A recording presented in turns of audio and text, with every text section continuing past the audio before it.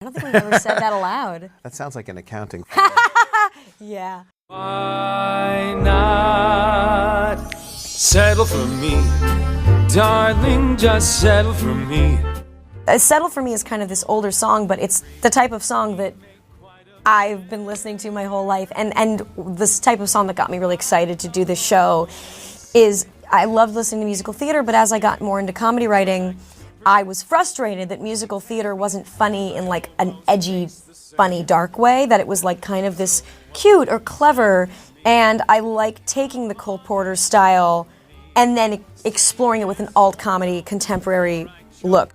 The first step is always just coming up with the concept, and then it's something that encapsulates that concept. And this was presented to me by Rachel, and it was already, she had the title, and I thought the title was so great. And especially if we're doing that sort of Cole Porter songwriting style, it's all about the title.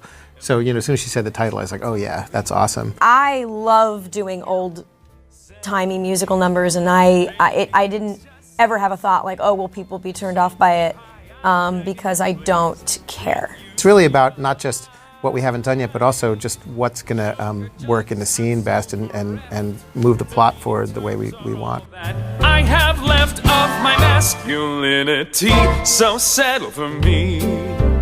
Had we cast someone else who didn't have like Santino's voice, Greg's kind of first song might have been something completely different, but because Santino has the voice he does, it was perfect to do this idealized Cole Porter romantic song that Rebecca's seeing in her eyes, but at the same time undercut it with Greg's self-loathing. He charmingly detests himself. Settle for me. It makes a certain sense. He's a fantasy, but hey, let's think this through.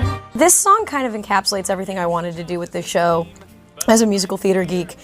The kind of contrast of idealized love that we've kind of been fed, for thousands of years by the media, be it through plays and songs, love being this kind of beautiful, elegant thing, men in tuxes, and then contrasted with like what dating and relationships actually are, which is, sometimes being pathetic to get laid.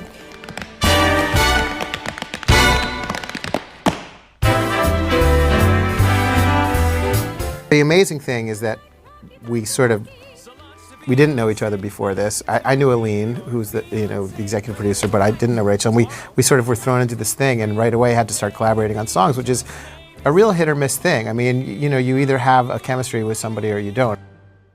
There's a whole cut part of Settle for Me where I vomit into Santino's mouth, but it just didn't make any sense. Yeah.